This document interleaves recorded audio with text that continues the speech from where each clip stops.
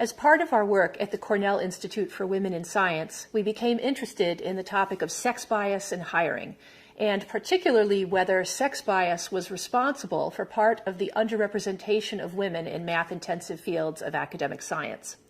So this interest led us to plan and execute a national study. Numerous blue ribbon panels, national commissions have concluded that there are a shortage of women in these math-intensive fields because of both explicit and implicit biases in the hiring process. One would have thought there would be really solid experimental and actuarial evidence of such sex bias in hiring, and we were really quite shocked in pouring through this literature, and it took us many months to digest it all, how little evidence there was, and in fact there was no experimental evidence.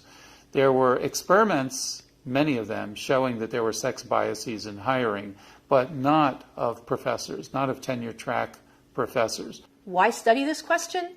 Well, it's a really, really important question, because if sex bias in hiring is limiting women's participation in math-based fields of academic science, then we're hobbled right from the starting gate.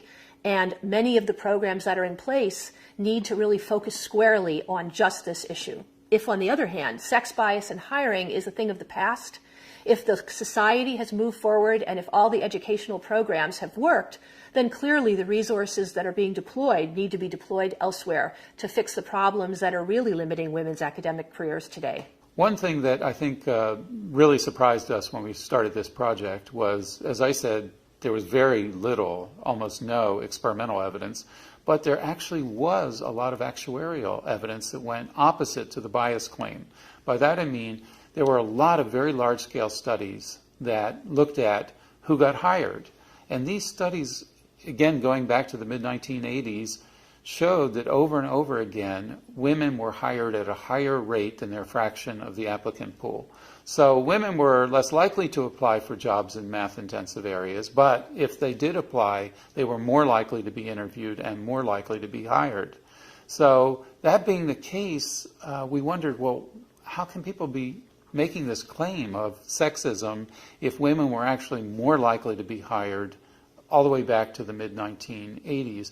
And some people have retorted to this by saying, well, they're more likely to have been hired because they were stronger candidates. That is to say, fewer women applied for the jobs, but of those who did apply, they were stronger. They had sort of survived this winnowing process in graduate school, and only the really strongest survived the pipeline and applied for a job. That's why we did the experiment, because in an experiment you can control for quality.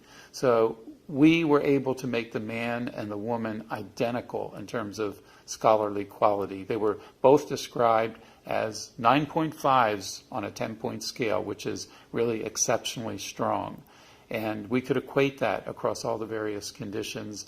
And our conclusion was that the actuarial data was very consistent with the experimental data. In both, there was this strong female preference. Our experimental design involved 5 national experiments.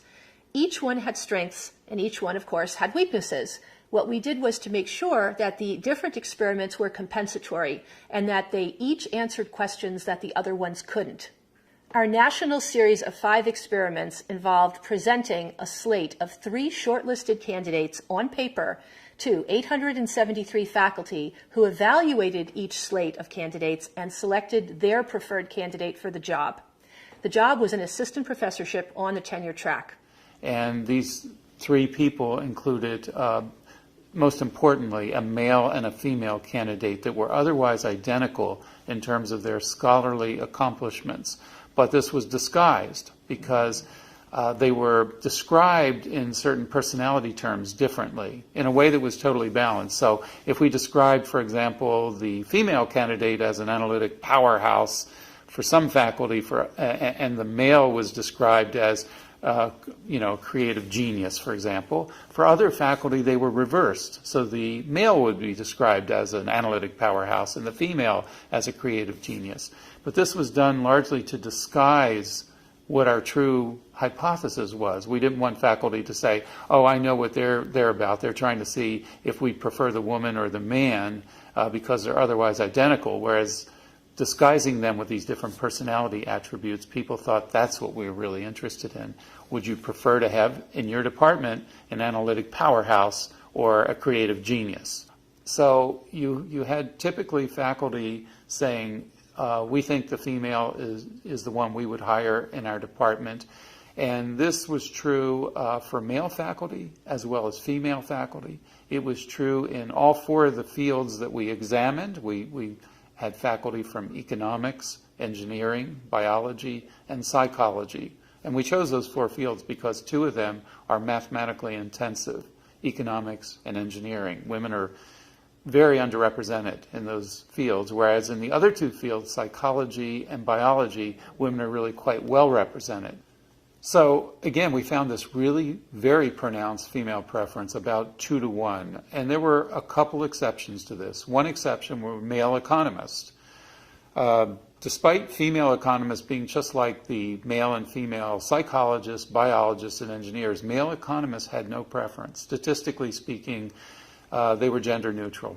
So the male and female candidate were preferred by them equally often. One potential criticism of some of the components of our study is that people may respond in a socially desirable way. They may choose a woman if they're given a slate of candidates that includes one woman because they feel a need to respond in the way that they're expected to, but that potentially when they vote in a real departmental situation, they might not vote for the woman.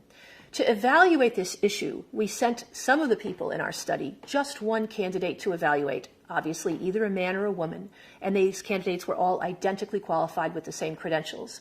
And what we found was when looking at one candidate, people still evaluated the woman much more positively, wanted to hire her much more often than the male candidate.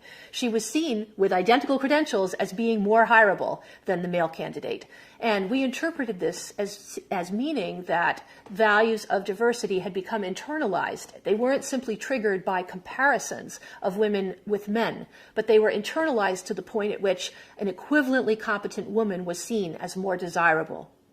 What was interesting was that when the data started to come in, we started to see a very, very pronounced female advantage. It turned out to be over a 2-to-1 advantage. And what this meant to us was that the ideals of diversity, which are promulgated and taught at modern American universities, and which, of course, have been the topic of so much training and so much attention over the past 40 years, have largely become internalized at this point in time in the population of faculty.